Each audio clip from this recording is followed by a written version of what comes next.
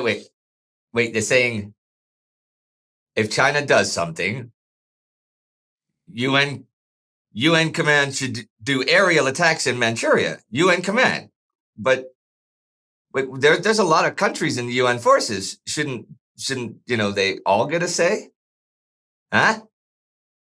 That is the question. Yeah, it is. It's a pretty big one, Yeah, all right. See ya. June 3rd, 1951. American Secretary of State Dean Acheson wants the Chinese and North Koreans to know what the American position about a ceasefire is. But the American government is not to initiate contact with them to tell them. What can he do? Well, he could use his time under questioning in the Senate as a global forum to announce the American position. He could do that, right?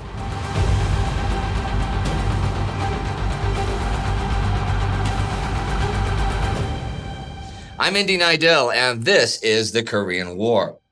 Last week, the reignited communist spring offensive continued, but it ran out of steam and ran into a heavy counterattack by the UN forces. The Joint Chiefs and U.S. President Harry Truman approved a resolution for military objectives that do not require the enemy forces to be driven from Korea. And in the U.S. Senate, the hearings about Douglas MacArthur's dismissal as UN forces commander continued, with the military men making it pretty clear he was out of line. They continue this week with Dean Acheson taking the stand. When Secretary Dean Acheson appeared as a witness, the Republicans saw an opportunity to have profitable sport with the administration on the fall of nationalist China. An unshaken GOP tenet was that Truman bungling, at best, or manipulation of the State Department by communist agents, at worst, had caused Chiang Kai-shek's loss to the communists. Thus, Acheson was to spend the longest time before the committee of any witness, from 10:06 on Friday morning, June 1st, through Saturday afternoon, June 9th at 5:05 p.m. The first 2 days, Acheson endured rambling, disjointed questioning that veered from demands that he recite again and again the sequence of events leading to MacArthur's firing to his explanation of various State Department memorandums. Acheson manages to make the points he wishes to make, though, that following MacArthur's plans for China risked getting the U.S. involved in a strategically pointless war, that the Soviets would have intervened to help the Chinese or else risk losing face. But Acheson has an interesting tactic here. He's sort of talking past the senators and to the North Koreans and the Chinese. You see, he and others in the Truman administration no longer really trust the UN as a forum for ending the war. Its members have such different views, and it's so unpredictable, that the US might be forced into very unsatisfactory peace terms. Acheson used the Senate hearings as a megaphone to offer the communists sharply scaled down American war aims. No longer did the United States insist on fulfilling the long-standing UN mandate to unite Korea. Although unification remained a long-range goal, the U.S. was willing to settle the war under other terms. Yep, if the U.S. got assurances that the communist forces would not restart hostilities, the Truman administration would accept a ceasefire somewhere around the 38th parallel and agree to remove all foreign troops, the UN forces, provided the other foreign troops, the Chinese, leave as well. So, you can stop fighting if you want.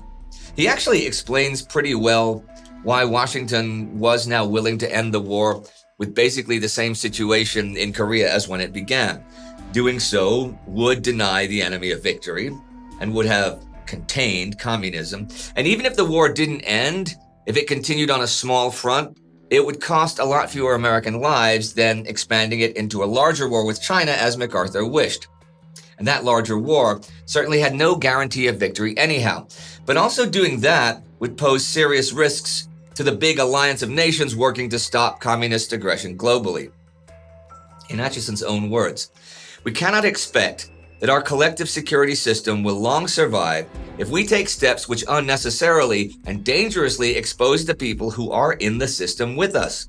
The power of our coalition to deter an attack depends in part upon the will and mutual confidence of our partners."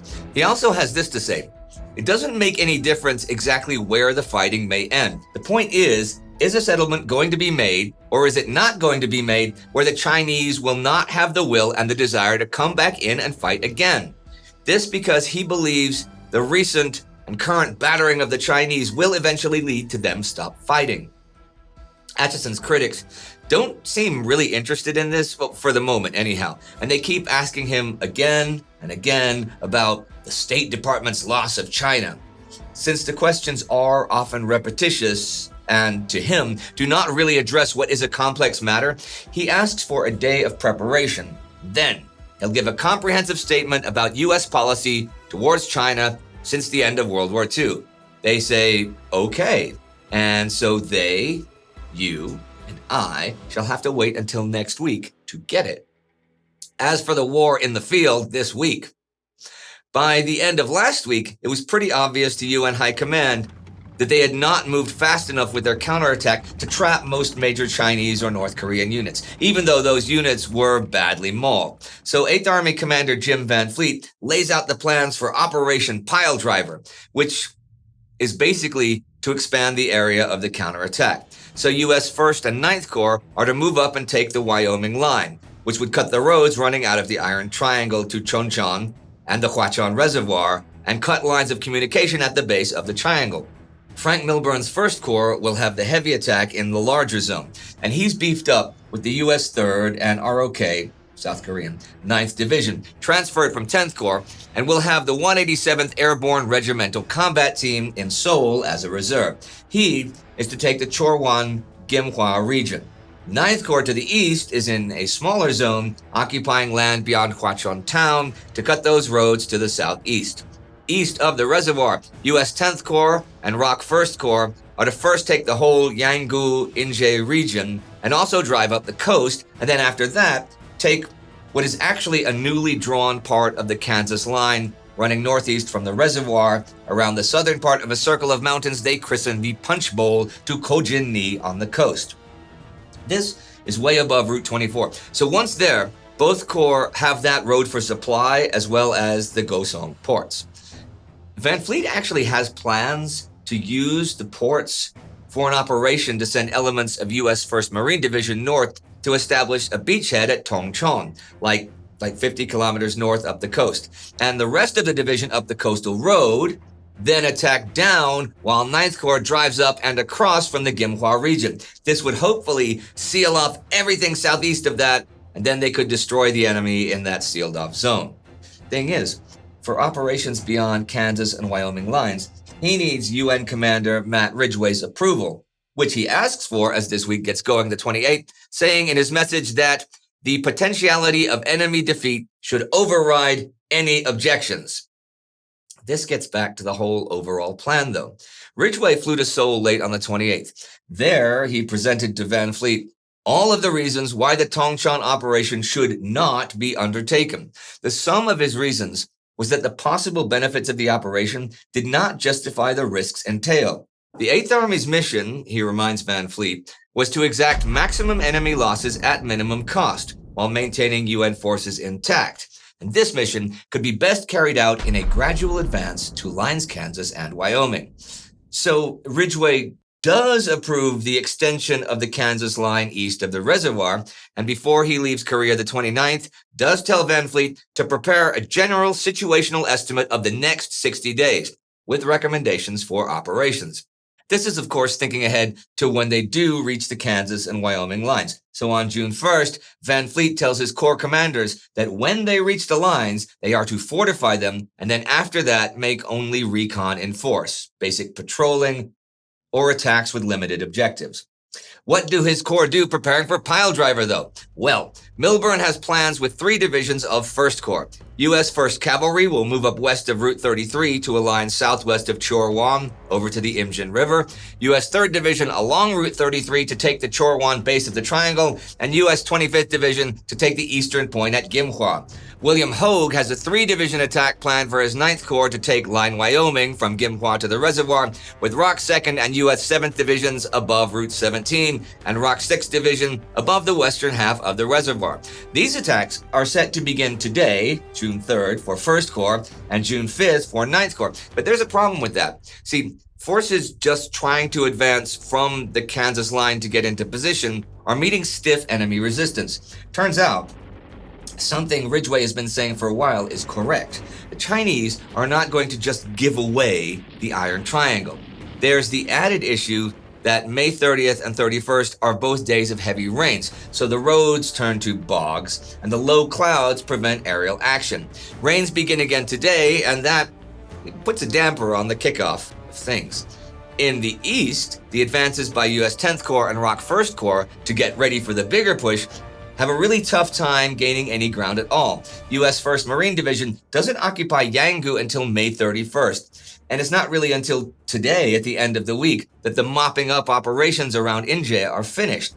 The Marines do send 2 regiments north from Yanggu the 1st, but the week ends before a coordinated operation towards the Kansas line and the Punch Bowl can begin.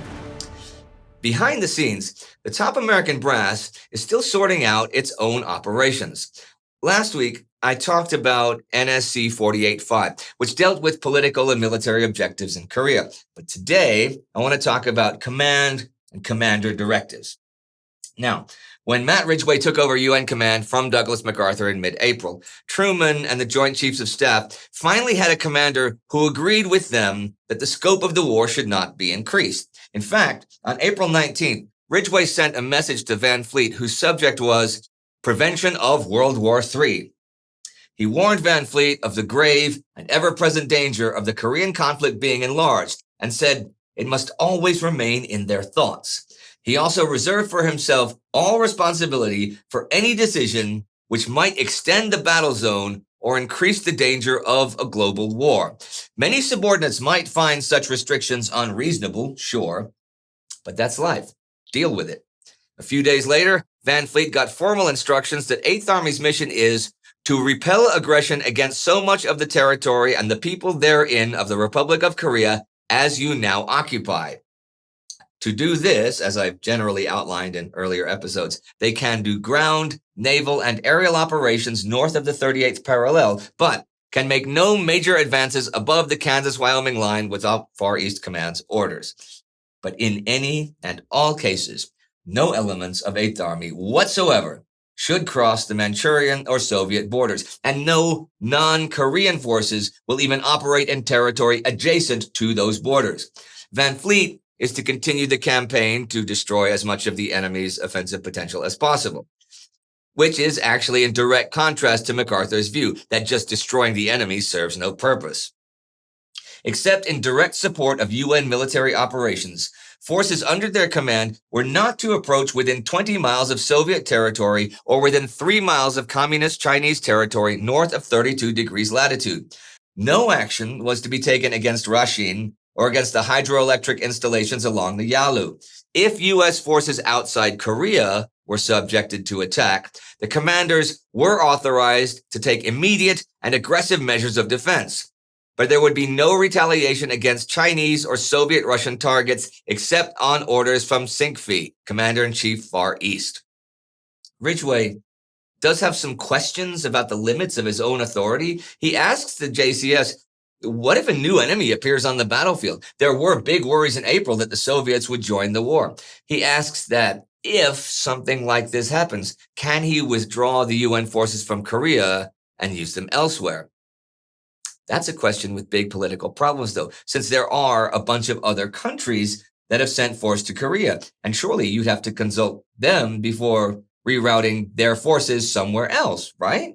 Well, the Joint Chiefs said, let's kick that can down the road. See, at the beginning of April, they'd approved a plan that if there was a major aerial attack on the UN forces, Far Eastern Command could retaliate against bases in Manchuria and Shantung. The next day, Omar Bradley, chairman of the Joint Chiefs, talked with representatives of the British Chiefs of Staff about this, and they said, no, the UN commander should not have this authority. It should be at governmental level.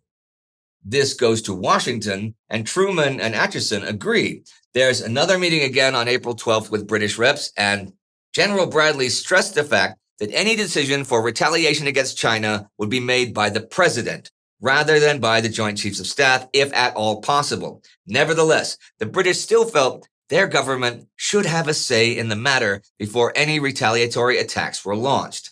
Again, there's a bunch of other countries that likely feel the same. And Bradley is against seeking permission to withdraw and reuse their units. So what happened was the Joint Chiefs told Ridgway, go ahead and start planning for evacuation if the Soviets attack. But no plans were to be made to use other nations, other than the United States, forces to defend Far Eastern Command outside of Korea. As for the approval of Ridgway hitting targets outside of Korea, the Joint Chiefs do warn this. The consequences of the action authorized may set in train a course of events, making it of the utmost importance to have the support of the other countries and the right to use facilities and bases controlled by them.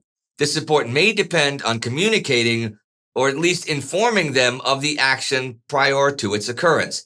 If at all possible, you should seek JCS advice before taking action and withhold publicity until notification of allies has taken place. Well, there's chatter and messages back and forth about some kind of unifying overall directive for weeks. And finally, this week on May 31st, something is approved by the Joint Chiefs and sent to Ridgway.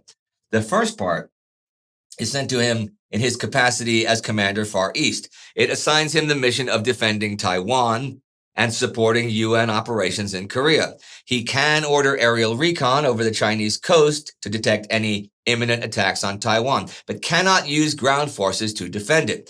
The JCS must approve any counterstrikes against China or the USSR, but he can at least make plans for possible China operations. The next part is sent to him in his capacity as UN commander, and its mission is very largely taken from NCS 45, which you can watch last week's episode for more if you don't remember.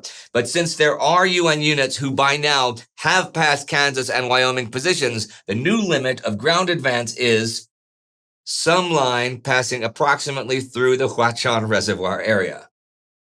And with that rather nebulous directive, I shall end this week of the Korean War. A week of stiff enemy resistance in the field, a lot of rain and mud, and Van Fleet's new plans. Dean Acheson takes some heat in D.C., and the Joint Chiefs consolidate their directives and their missions. Some line passing approximately through the Huachan Reservoir.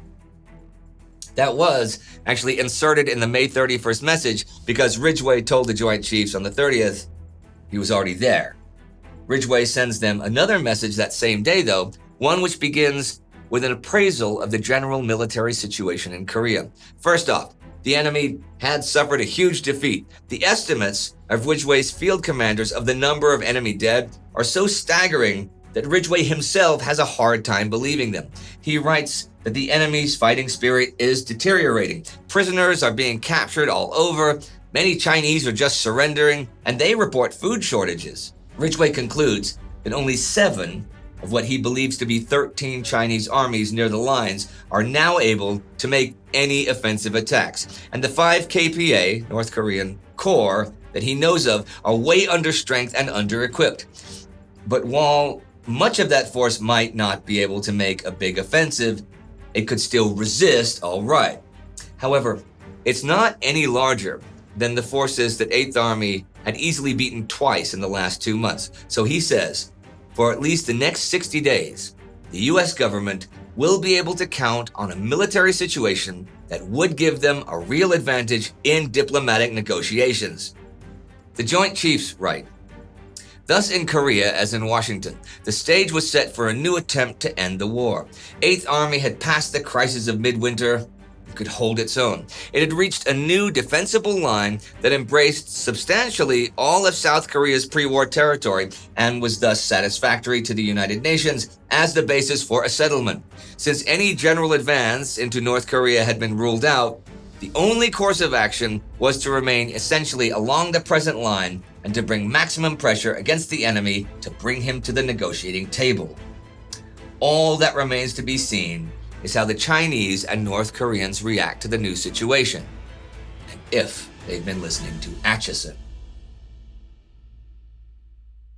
And you will find out what happens if you keep listening to me right here every week. And if you want to hear some other history outside of Korea from me, you should check out my super nerdy baseball history podcast, Indy Neidell's Baseball History Time Machine, at most podcast platforms. There'll be something in the pinned comment. Comes out every Sunday. Now, that is a side project I'm doing outside of Time Ghost, and it's just audio, but If you want more of these amazing quality videos, including the Sudan Breakthrough miniseries we're currently running on our World War II channel, then join the Time Ghost Army at timeghost.tv or patreon.com. Cameron Parham is the Time Ghost Army Member of the Week for this channel. Do not forget to subscribe. See you next time.